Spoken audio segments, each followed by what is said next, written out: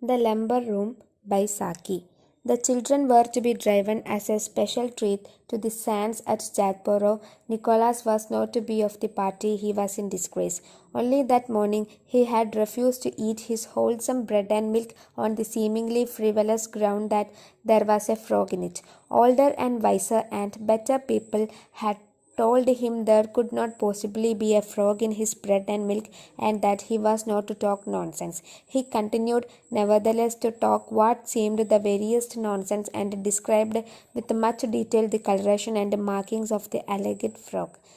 The dramatic part of the incident was that there really was a frog in Nicholas' basin of bread and milk. He had put it there himself, so he felt entitled to know something about it. The sign of taking a frog from the garden and putting it into a bowl of wholesome bread and milk was enlarged on at great length, but the fact that stood out clearest in the whole affair as it presented itself to the mind of Nicholas was that the older, wiser, and better people had been proved to profoundly in error in matters about which they had expressed the utmost assurance. You said there could not possibly be a frog in my bread and milk. There was a frog in my bread and milk, he repeated, with the insist of a skilled tactician who does not intend to shift from favorable ground.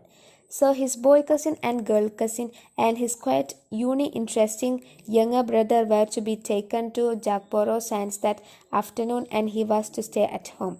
His cousin's aunt, who insisted by an unwarranted stretch of imagination in styling herself his own also, had hastily invented the Jagborough expedition in order to impress on Nicholas the delight that he had justly forfeited by his disgraceful conduct at the breakfast table.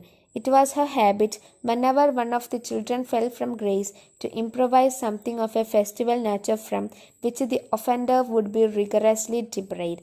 If all the children sinned collectively, they were suddenly informed of a circus in a neighboring town, a circus of unrivalled merit and uncounted elephants, to which, but of their depravity, they would have been taken that every day. A few decent years were looked for on the part of Nicholas when the moment for the departure of the expedition arrived. As a matter of fact, however, all the crying was done by his girl cousin, who scraped her knee rather painfully against the step of the carriage as she was scrambling in. How she did howl, said Nicholas cheerfully as the party drove off without any of the elation of high spirits that should have characterized it. She will soon get over that, said the soiled descent on. It will be glorious afternoon for racing about over those beautiful sands. How they will enjoy themselves. Bobby won't enjoy himself much, and he won't race much either, said Nicholas with a grim chuckle. His boots are hurting him. They are too tight. Why did not he tell me they were hurting? Asked the aunt with some asperity. He told you twice, but you were not listening. You often don't listen when we tell you important things. You are not to go into Gooseberry Garden, said the aunt, changing the subject. Why not? Demanded Nicholas. Because you are in disgrace, said the aunt loftily. Nicholas did not admit the flawlessness of the reasoning. He felt perfectly capable of being in disgrace and in a gooseberry garden at the same moment. His face took on an expression of considerable obstinacy. It was clear to his aunt that he was determined to get into the gooseberry garden only, as she remarked on herself, because I have told him to, he is not to. Now the gooseberry garden had two doors by which it might be entered, and once a small person like Nicholas could slip in there, he could effectually disappear from view amid the masking growth of artichokes, raspberry canes, and fruit bushes. The aunt had many other things to do that afternoon, but she spent an hour or two in trivial gardening operations among flower beds and shrubberies, whence she could keep a watchful eye on the two doors that led to the forbidden paradise. She was a woman of few ideas with immense powers of concentration. Nicholas made one or two sorties into the front garden, wriggling in his way with obvious stealth of purpose towards one or other of the doors, but never able for a moment to evade the aunt's watchful eye.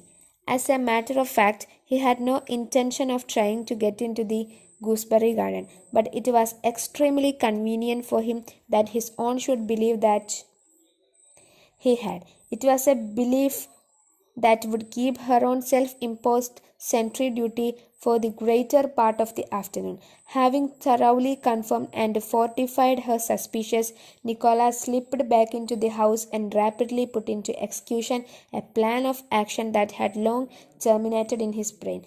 By standing on a chair in the library, one could reach a shelf on which reposed a fat, important looking key. The key was as important as it looked. It was the instrument which kept the mysteries of the lumber room secure from unauthorized intrusion, which opened a way only for owns and such like privileged persons. Nicholas had not had much experience of the art of fitting keys into keyholes and turning locks, but for some day past he had practiced with the key of the schoolroom door. He did not believe in trusting too much to luck and accident. The key turned stiffly in the lock, but it turned. The door opened, and Nicholas was in an unknown land compared with which the gooseberry garden was a stale delight, a mere material pleasure. But there were other objects of delight and interest claiming his instant attention. There were quaint twisted candlesticks in the shape of snakes, and a teapot fashioned like a china duck, out of whose open beak the tea was supposed to come. How dull and shapeless the nursery teapot seemed in comparison, and there was a curved sandalwood box packed tight with aromatic cotton wool, and between the layers of cotton wool were little brass figures, humped naked bulls and peacocks and goblins, delightful to see and to handle. Less promising in appearance was a large square book with plain black covers. Nicholas peeped into it, and behold, it was full of colored pictures of birds, and such birds in the garden and in the lanes. When he went for a walk, Nicholas came across a few birds, of which the largest were an occasional magpie or wood pigeon. Here were herons and bustards, kites, toucans, tiger bitterns, brush turkeys, ibises, goldfinches, and a whole portrait of gallery of untrimmed of creatures. And as he was unmarrying the coloring of the mandarin tuck and assigning a life history to it, the voice of his own in shrill vociferation of his name came from the gooseberry garden without. She had grown suspicious at his long disappearance, and had leaped to the conclusion that he had climbed over the wall behind the sheltering screen of the lilac bushes.